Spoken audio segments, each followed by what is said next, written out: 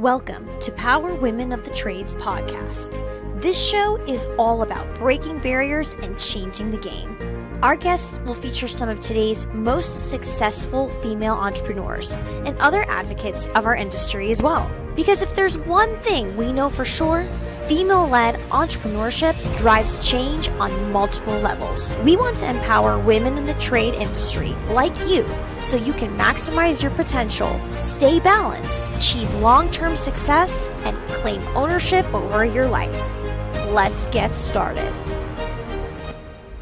Hey everyone, it's Leslie and Cassie here with Power Women of the Trades podcast, and we are so excited to have Angie Snow with us. Hey Angie. Hi ladies, how are you guys today? Well, this is actually our second interview with you. The first one was at AHR a couple weeks ago, and we lost all of the information from that interview.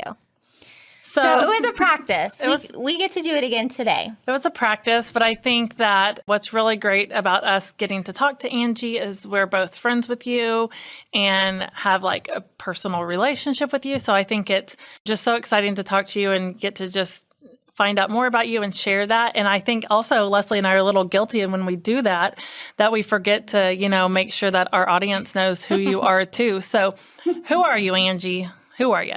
First of all, I'm Cassie and Leslie's friends. These two are amazing ladies, and I just love you guys. And I'm so honored to be able to be a guest on your show, and so fun that we get to have this conversation again.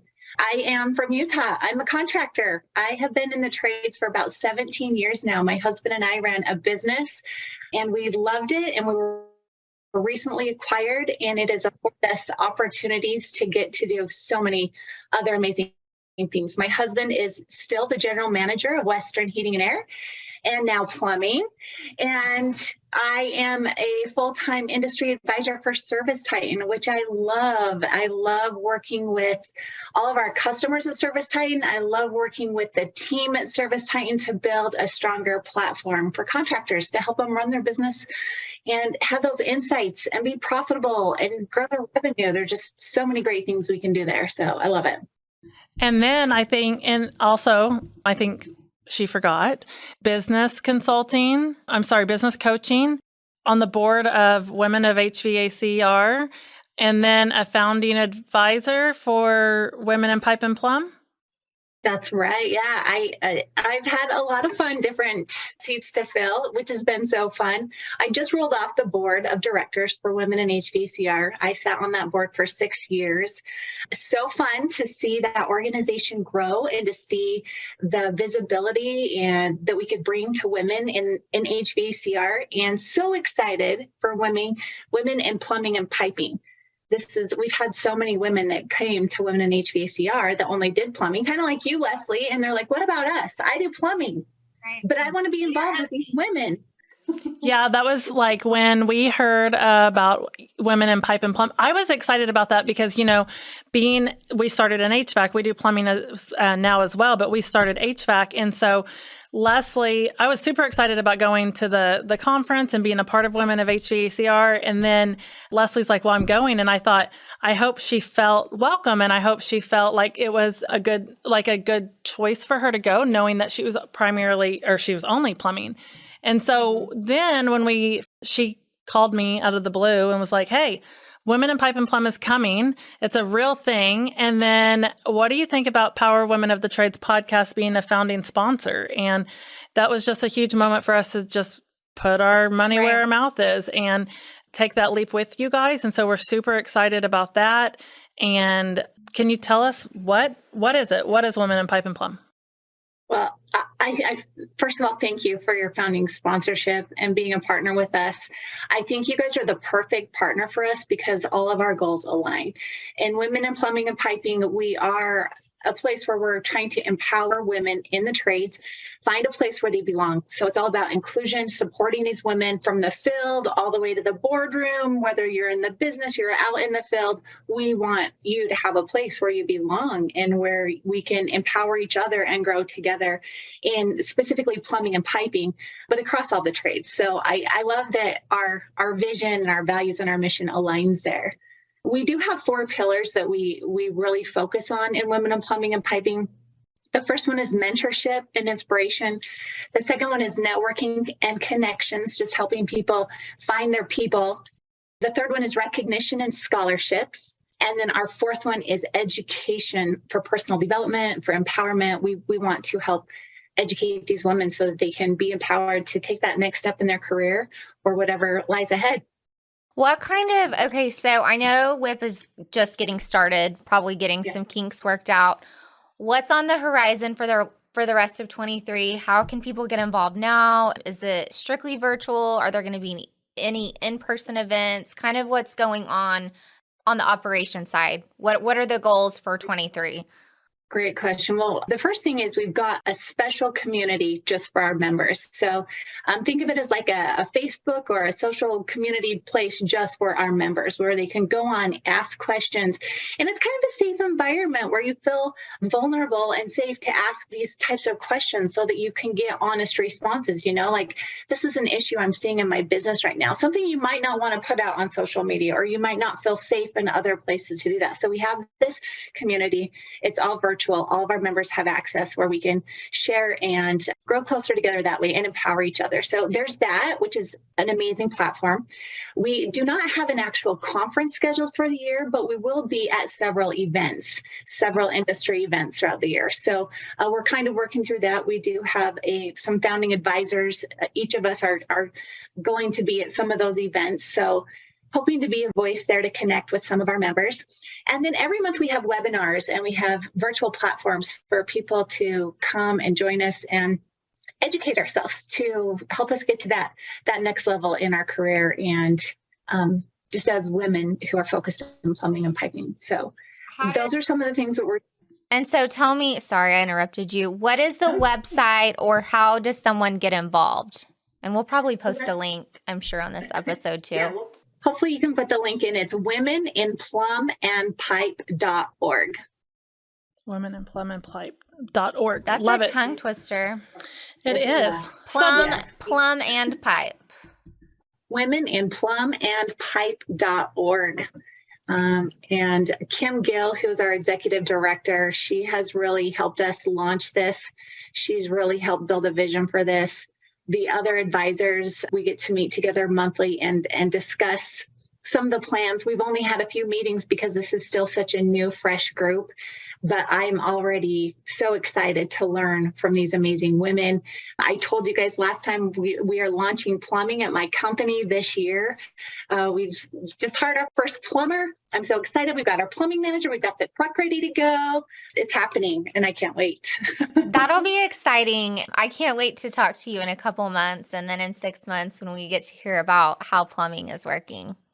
Absolutely. Yes. And I'll probably be calling both of you a lot. Guys, help me with this. Well, and it's so exciting and it's such a great vertical to add on. And I think we are already plumbing and you are HVAC, I think the hard part is going to be retraining your brain over it being two totally separate, because they get lumped together. And so it's just two totally separate animals that are similar. So that's so exciting. I think you guys are going to love it. Something I wanted to talk about with you, Angie, I love hearing you talk about this, so I feel like it's something you have to share again. You're busy. We heard that you talk about Women in Plum and Pipe. You just came off the board of Women of HVACR, having a coaching business, working for Service Titan, working for the business that are working for Western, and then having, your daughters. How do you balance it all? What do you do? Because I think for us, Your special acronym. Because I think for us and most women listening, there's a lot of mom guilt, and there's a lot of guilt of should I be doing this right now? Should I not be doing this right now? And so how do you do that? Thank you for asking. I love that you brought this up. And this is something that I do love to talk about because it's something I struggled with for so many years as a mom of 4 kids and trying to grow my business, trying to be active in my community, trying to be active in the industry, give back and help other people and other companies, and then still find some time for myself, right? Because I'm a person outside of all of those things. I have my own like interests and things and hobbies that I want to do too. And so there's that. I often hear, like, how do you find the balance? And there's no such thing as balance. Balance is a myth. Like, how do you do that? And I seriously went on a personal mission to figure this out. Like, I'm going to figure this out. I'm going to figure out how to create a balance, because you do hear every time you say yes to something, you're saying no to something else, which is true. You only have 24 hours a day. We all have the same amount of time. So how do we make sure that we are allocating our time in those right places, right? It's something that I love to share with my clients. And I had several clients before I went to Service Titan, where I helped them focus on how to find that balance in their life. And I talked about being very intentional. And there are 10 areas in our lives where we can be very intentional, yet you cannot give 100% of yourself to all 10 areas. Those 10 areas include your health, your home, your relationships, your career, your self-development, your finances, your playtime, your me time. Like, I could give you the whole list, but there are 10 areas that every morning I go through, and it's like, what do I do? Where am I going to focus my time today? And I think about the acronym that I shared with you guys earlier. How am I going to win today? What's important now? For me to be the best that I can be today, where do I need to focus my energy? And I think about like where I need to prioritize my time. And there are some days I will tell you, my priority is not my house. My priority is not doing the laundry. My priority is not doing, I go to bed with dirty dishes some nights. I am just going to tell you that, because I have other things that are more important, whether it's time with my daughter. We're going to go to a play tonight, and I'm leaving the dishes in the sink. She and I, that's our thing. She loves to go watch the theater and the play. So I'll take her and we'll go to a play. Or if my son has, sometimes he just wants to come in and talk to me. And so he'll come sit on my bed and we'll talk for like an hour or two. And that is so important. I want to make sure he has that. The dishes will still be there tomorrow. It's okay, right? But I make sure I know what's important now. I know what my kids need. I know what my husband needs. I know what my business is. I say Service Time's not my business, but that's my job too. I know what's important at Service Time that I need to accomplish throughout the day. And I prioritize those things in my calendar, and I stick to the calendar. At the end of the day, I really love to reevaluate and say, where did I not choose? Where was my time not well spent today? What did I kind of waste time on? Or what could I do differently tomorrow? And so I really try to reevaluate that at the end of every day. And I learn a lesson. And it's not that I wasted time. It's just that I'm learning a lesson. How can I allocate my time better tomorrow? How can I make better choices tomorrow? And where can I show up tomorrow that I didn't show up today? And every day is a new day and a new beginning. And you kind of prioritize that day by day. I know I've been talking a lot. No, I think you touched on something I struggle with greatly. And I try to be really self-aware, because we wear so many hats, right? And I know you and I have personally talked, and we're so family oriented, right? I mean, that's just always at the top, no matter what. Like, that's the priority. One thing that I really struggle with just in general is emotional regulation. And what that looks like is, for example, and I'm going to ask you this because you talked about when, and I'll just be really vulnerable to anyone who's listening, is, I've started this practice of getting up early, getting my workout in, my quiet time with the Lord, all of those things, and had a good morning with the girls before they went to the school. Knew we were filming. And then something crazy happened at Champion, and I started we just came off of a great weekend of having a family time out of town, feeling really good. Immediately Monday morning, we found out our best guy just got recruited to a competitor. And that was before, coming on here with Cassie. That's the first time we've done this in studio. And immediately that emotional part of my brain is just front and center. And it's really hard to get out of that when it's reacting. And I know myself well enough to know, okay, you got to get out of this. You have to deal with these other things. So what would your advice, and just what I've told you, so you know very little. How can I win in that moment, right? What could I do? What's a practice that I could do to get my head right? Because I think, in going off of what she's saying, is because we spiral quick because the sky is falling right now, because this isn't what was supposed to be happening. We're supposed to be having a great Monday and having everything's great. And our culture has been fantastic, because sometimes we are huge believers in culture, but sometimes you can do everything right, and it's not enough. So how do you win? How do you keep winning in those moments? So I think about, I guess you need to ask yourself a couple questions. The first is this going to affect me in the way I play out the rest of my day? Because before you knew about that, you already knew what you needed to do to win today, right? You knew you needed to still be there for your daughters. You knew you were still going to come into the studio and record. You know what needs to be done at Champion. You still know what those things are that you need to win. But with this weird thing happening that's causing this emotional disruption, is that going to stop you from hitting those things, from hitting those points that you need to win? And if it is, you need to deal with it immediately. And there are a lot of ways to deal with it. And I think that is something that each of us need to discover about ourselves, is what's the best way to work through these emotions quickly so we can get on with our day and get on with things. I will tell you, Leslie, when I was first starting in my company, I don't even want to say first starting, but things would happen like that would totally disrupt my world. And I would be like frozen. I can't take any action. And it would freeze me in my tracks, and it would upset me so much. The more these things happen, the less surprised I am. It's like, okay, that's happened before. I got through it. I'm going to get through this too. You know what I mean?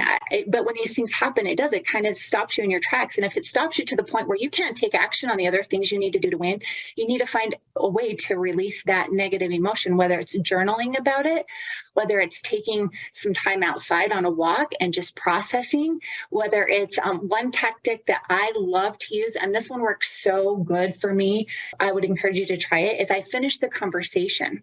I do this a couple of different ways. Finishing the conversation is a technique where I'll do it like in a car, like I'm driving in my car, I'm all alone, but sometimes to get my emotions out, I have to have a conversation with that person that just really upset me.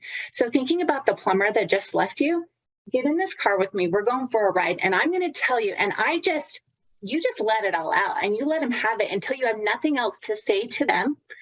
And then you finish the conversation with, I love you and I forgive you and I'm past this now. That's so good.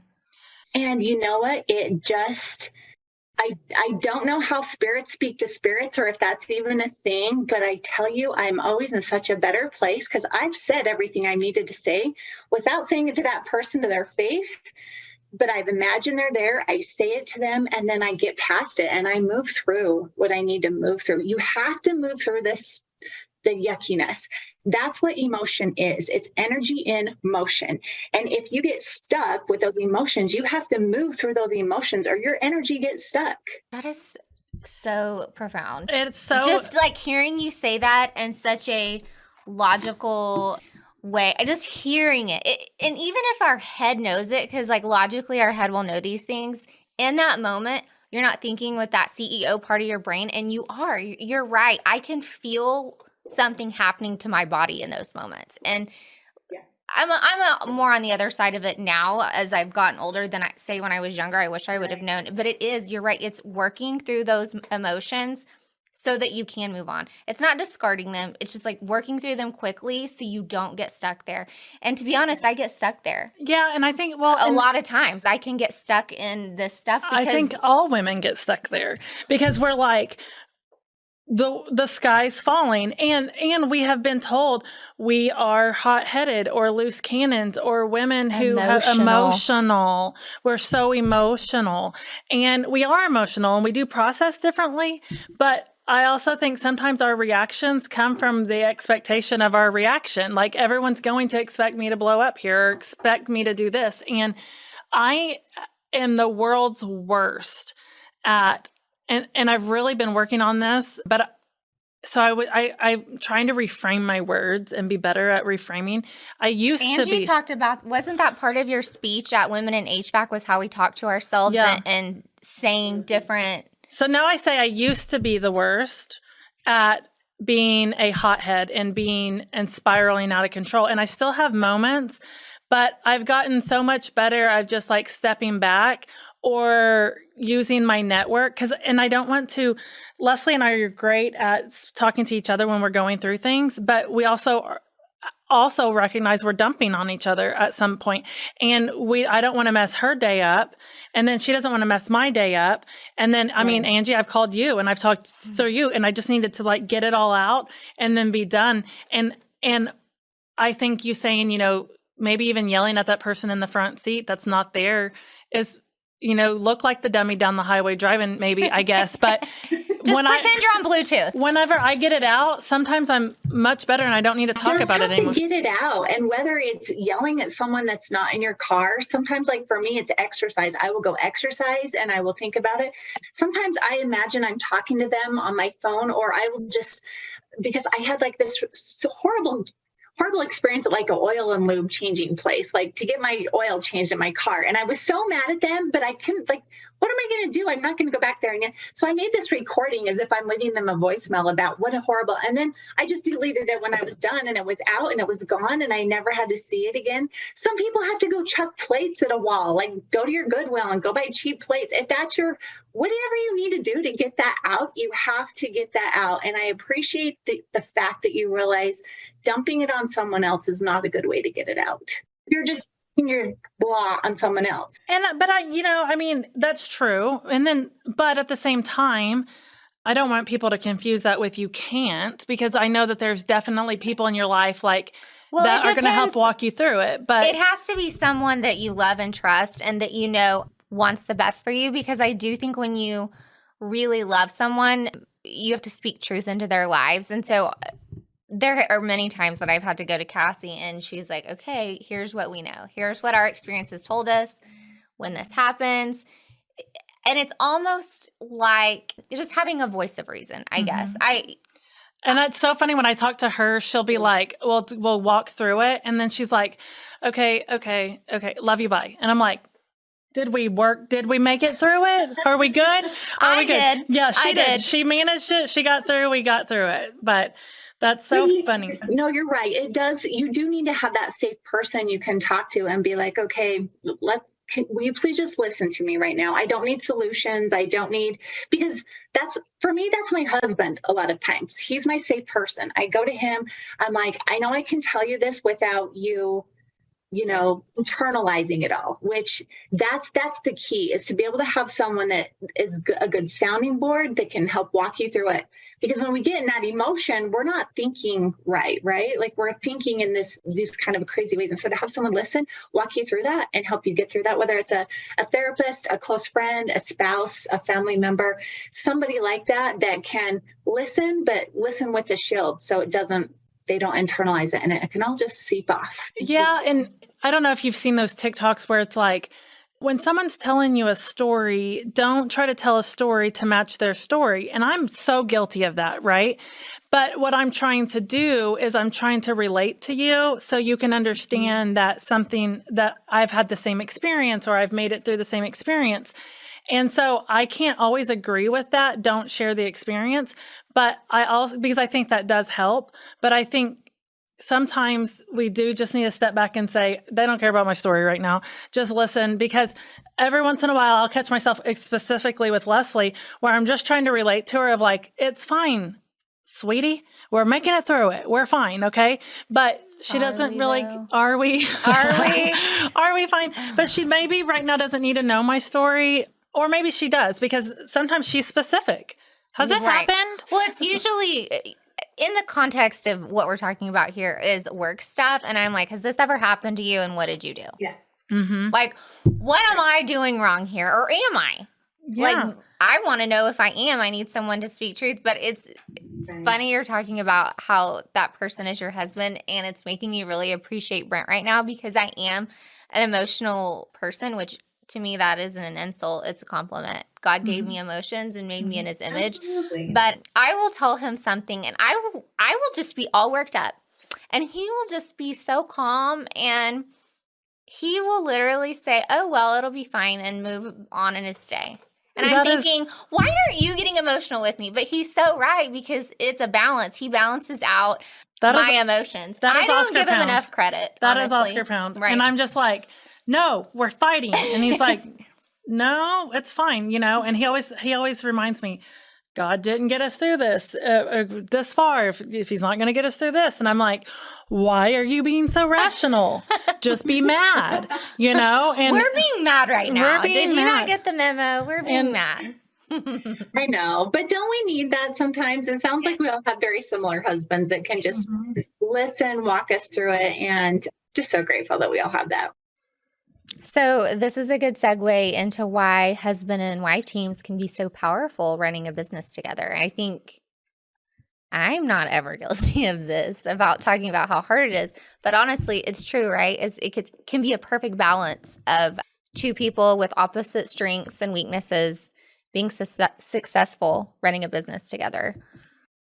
Absolutely. Yeah. I think for us, since we both have our different strengths, and I'm sure it's the same way for both of you, we know what we're stronger at and what they're stronger at. And so like for us, once we were able to determine that and really define our roles in the business, that gave us both the freedom to really excel in our roles in our business, so that we could take our area of expertise and our strengths and what we were doing in the business to that next level, and just let each other go and not be like on each other and nitpicking. And don't you think this, like, that's what's going to slow businesses down. So that was huge for us to realize that.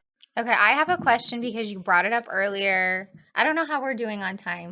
Are we good on time? Okay. Mm-hmm. So you mentioned that you guys sold majority share of your business last year. And so what I want to ask you is, how has your life changed since then? Is it positive? Is it negative? Just how are your days? How is your stress level giving up some of that ownership, and your husband too? Well, it's not an easy decision, right? This is my baby. I've had it. It's like one of my kids. I've had it longer than I've had my youngest daughter. So, and she's 12. So it's been a big part of our life for a very long time. And so when you think about that next step of exiting the business and what that looks like and turning the business over to someone you can trust, for us, it was very much like dating, like finding that perfect match or that perfect somebody to help us align in our business goals and what was important to us with our business. And as it continued to grow, for us, my husband still wanted to be very active in the business. He wasn't ready to leave the business, but the opportunity and the benefits that came to us, not only financially, but from a support perspective, we now have this, joining a larger group, we now have the support of the entire group. We have these alliances of sister companies that are all working together, which has been so cool and something we've never had before. We have buying power. We have, so that we can get the best pricing on our services and products. And we also have just like this, like there's just better benefits for our employees. The overall benefit was huge, to the point where when we started outweighing the pros and cons, it just didn't seem like the right choice not to, if that made sense. I think, it's been hard because I think people are so worried if they're going to miss out on that opportunity. I know for us right now, we know it's not the right thing for us, but then you have people knocking on your door telling you you're missing this out. And, I can't imagine that. Certainly, still being a part of this group, you're not going to come in and be like, there were hard days or there were not, because you're still with these people.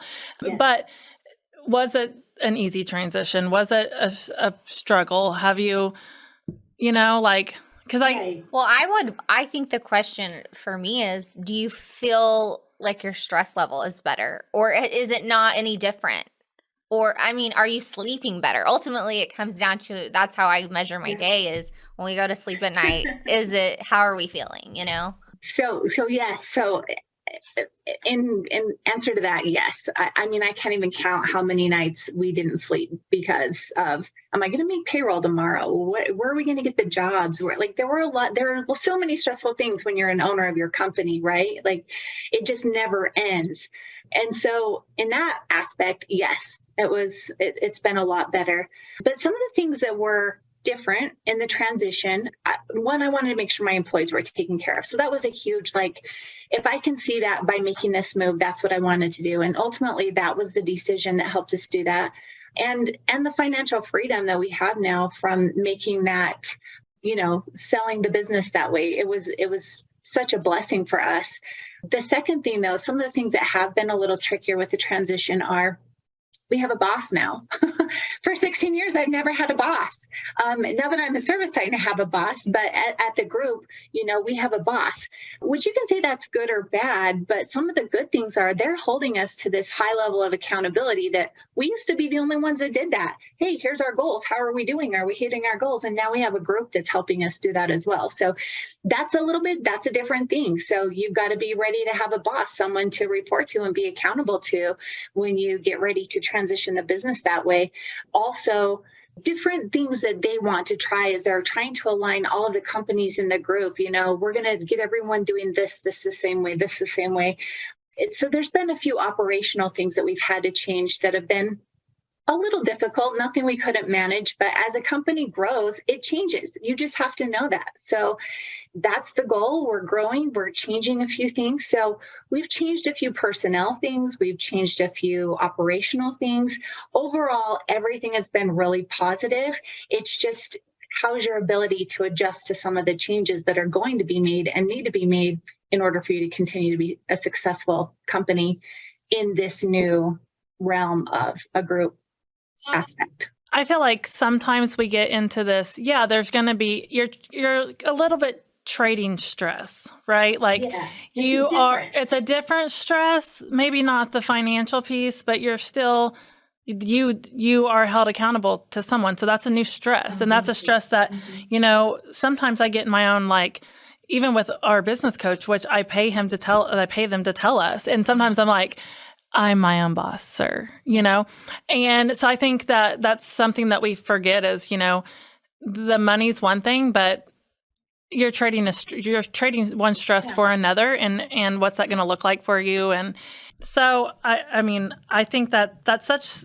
still such a heavy conversation in our space right now. I like to ask that to anyone I can because it's like a trigger. It's like a trigger for in one way or the other. Yeah, it's definitely one way or the other. But I think that's, and I have a lot of like walls up around me for it because I just get frustrated when people call my CSRs and talk to them, about things like that. It's just like, so I have walls up about it, and not saying that will never be the choice for quality, but for us right now, I know it's not, but it's, so when we get to talking about it, sometimes I'm just like, no. I love to hear about it. We were talking about it on the interview before this. I love to hear like the real raw opinion of being on the other side of it, because we have to be really careful over who we're listening to. Like if they're not in the ring with you, you don't need to listen to them, right? If they're not the ones staying up at night worried about payroll or getting leads, if they're not the ones on the legal documents getting sued, sometimes we can listen to people who aren't even in the game. So I love to hear from owners who have lived through it and what their experience is.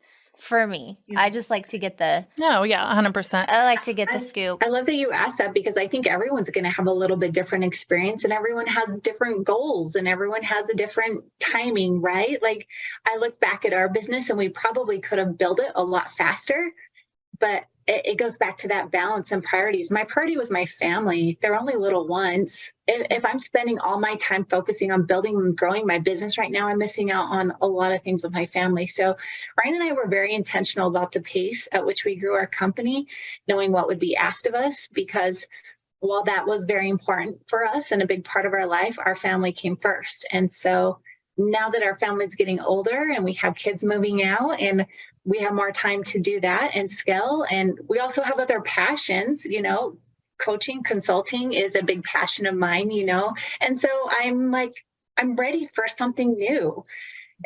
It's not as my baby like it was at that time. So I think there's a time and a season for everything. Time and a season for Drop everything. Drop your link for your coaching and stuff so people can get a hold of you. Absolutely. So you can just email me at Angie@westernheatingair.com.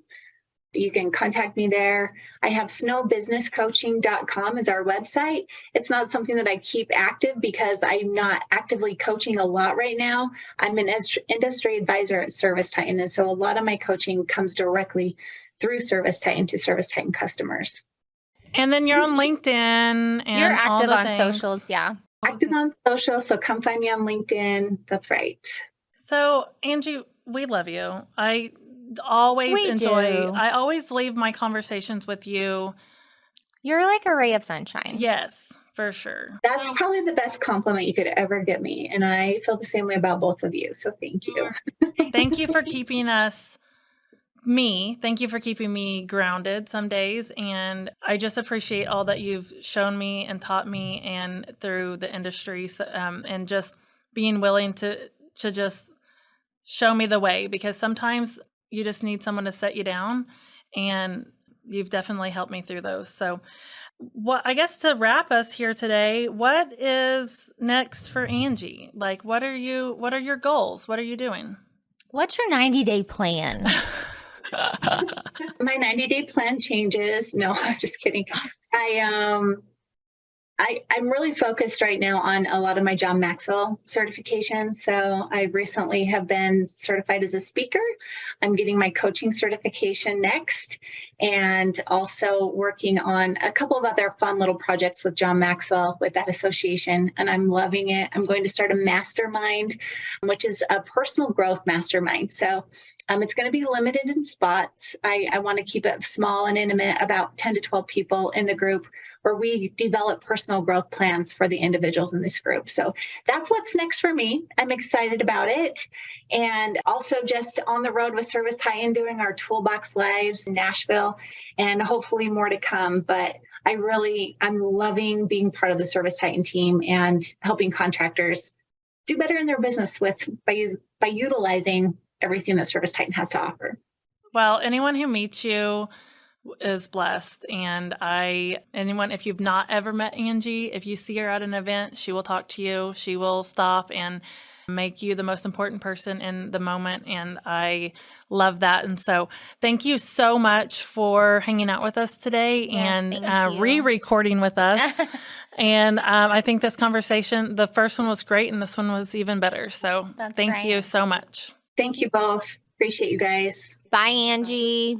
Bye. See ya. This has been Power Women of the Trades. Like what you hear so far? Leave us a review at Apple, and make sure to listen to our other episodes wherever you enjoy listening to your podcasts. Thanks for listening, and we'll catch you on the next one.